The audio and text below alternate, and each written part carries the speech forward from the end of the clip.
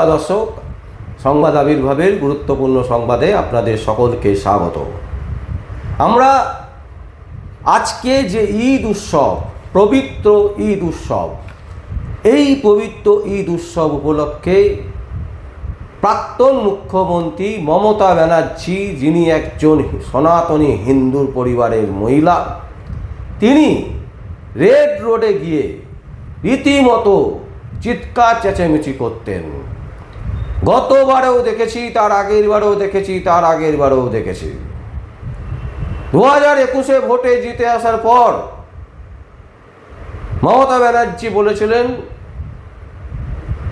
যে গরু দুধ দেয় সেই গরুর লাথি খাওয়াও ভালো।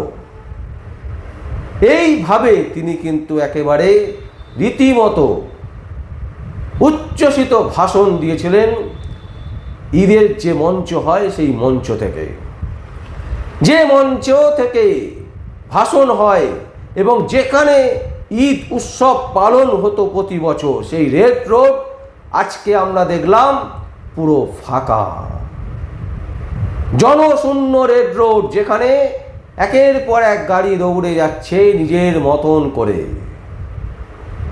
কোনো জায়গাতে ট্রাফিক নিয়ে কোনো প্রবলেম ছিল না আজকের দিনে দাঁড়িয়ে। কিন্তু যদি দর্শক গতবারেও আপনারা কল্পনা করেন, গতবারের এই ঈদ উৎসবে রাস্তায় রাস্তায় জ্যাম, রাস্তায় রাস্তায় মানুষের ঢল, মানুষের ভিড়, ইচ্ছাকৃতভাবে জটলা, নানান রকমের বিশৃঙ্খলা দেখা গেছে। তাহলে এমন কি হলো, এক বছরের চিত্রটা পাল্টে গেল? তার কারণ হচ্ছে শুভেন্দু অধিকারী।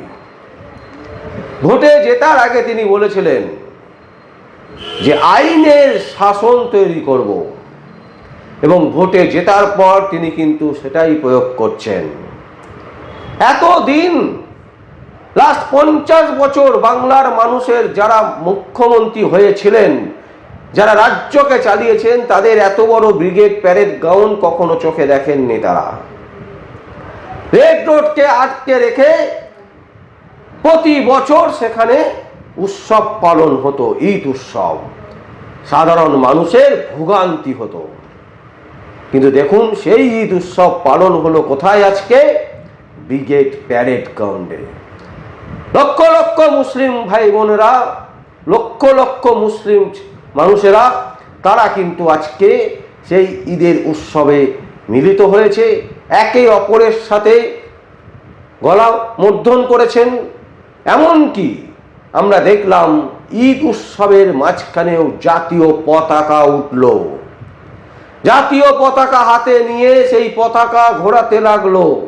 সেই দৃশ্যও কিন্তু আমাদের চোখে পড়ল, যা এর আগে কোনো দিন চোখে পড়েনি।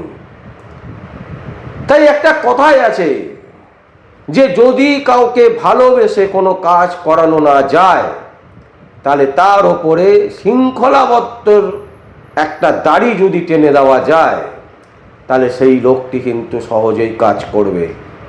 আইনের ভয়ে এবং ভালোবাসার যে মেলবন্ধন, তার তাগিদে আজকে কিন্তু ঈদ উৎসব হয়ে উঠল একটা আলোকিতময় উৎসব।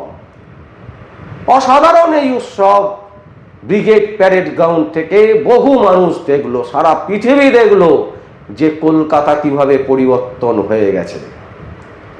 বাংলার মানুষ যেন পরিবর্তনের চাকা খুঁজে পেয়েছে, এবং সেই চাকায় বসে যেন পরিবর্তন শুরু হয়ে গেল বাংলার। হাজার হাজার লক্ষ লক্ষ মুসলিমরা তারা আজকে ঈদ উৎসব পালন করলো কোথায়? না, ব্রিগেড প্যারেড গ্রাউন্ডে। এটাই তো চেয়েছিল বাংলার মানুষ, এটাই তো চেয়েছিল সবাই, যে কেউ এমন কিছু করবেন না, নিজের ধর্মের জন্য এমন কিছু করবেন না যেখানে অন্য মানুষজনের, অন্য ধর্মের মানুষজনের যাতে কোনো অসুবিধে হয়। অনেকে আমাদের বলছেন যে দুর্গাপুজো এবার তাহলে প্যান্ডেল করে নিশ্চয়ই হবে না, রাস্তা আটকে নিশ্চয়ই হবে না। একদম রাস্তা আটকে হবে না।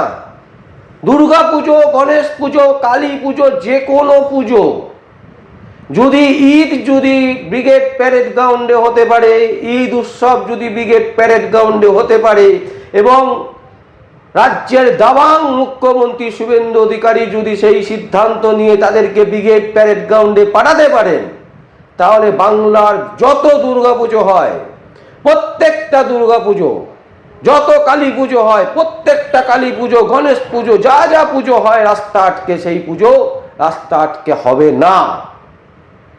তাদেরকেও সাইডে গিয়ে পুজো করতে হবে, তাদেরকেও কোনো না কোনো মাঠে গিয়ে পুজো করতে হবে।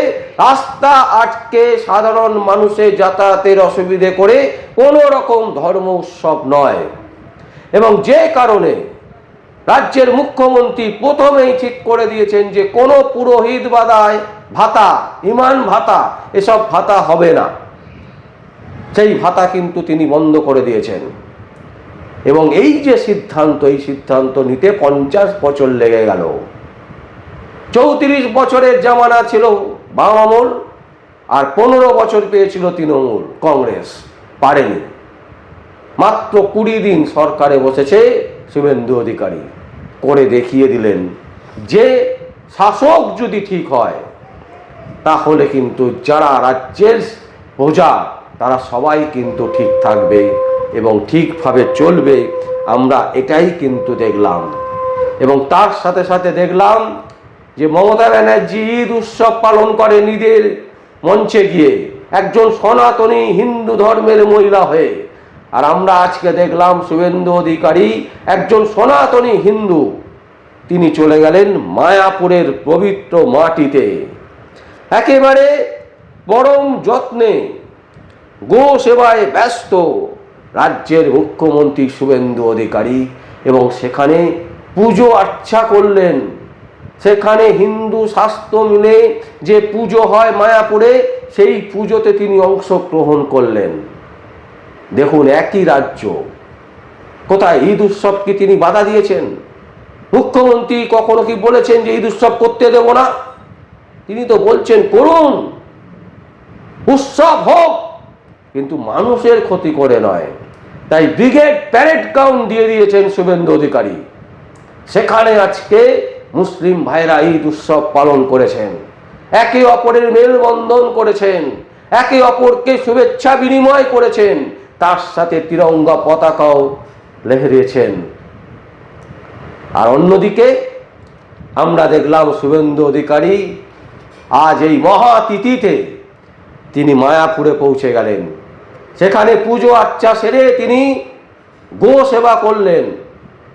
এটাই তো চেয়েছিল বাংলার মুখ্যমন্ত্রী, এটাই তো চেয়েছিল যে নিজ নিজ ধর্ম পালন হবে, আর অপর ধর্মকে শ্রদ্ধা করব, অপর ধর্মকে সম্মান করব। আমি আমার ধর্ম ত্যাগ করে সেই ধর্মের প্রতি লেহেঙ্গা তুলব, এটা কোনো কাজের কথা হতে পারে না। সেটাই কিন্তু শুভেন্দু অধিকারী আজকে দেখিয়ে দিলেন। দাবাং মুখ্যমন্ত্রী শুভেন্দু অধিকারীর এই যে পবিত্র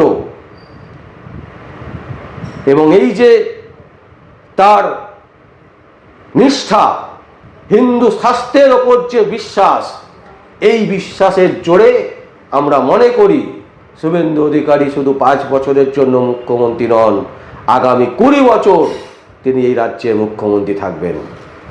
দর্শক, আমরা এই সংবাদ আপনাদের সামনে তুলে ধরলাম। যদি আপনাদের কোনো বক্তব্য থাকে, কোনো কমেন্টস থাকে, অবশ্যই আপনারা কমেন্ট বক্সে কমেন্ট করবেন। আর দেখতে থাকুন পরবর্তী সংবাদ আবির্ভাবে এবং আবির্ভাব নিউজে। আমার নাম বিশ্বজিৎ পাল, সংবাদ আবির্ভাব ও আবির্ভাব নিউজের জন্য।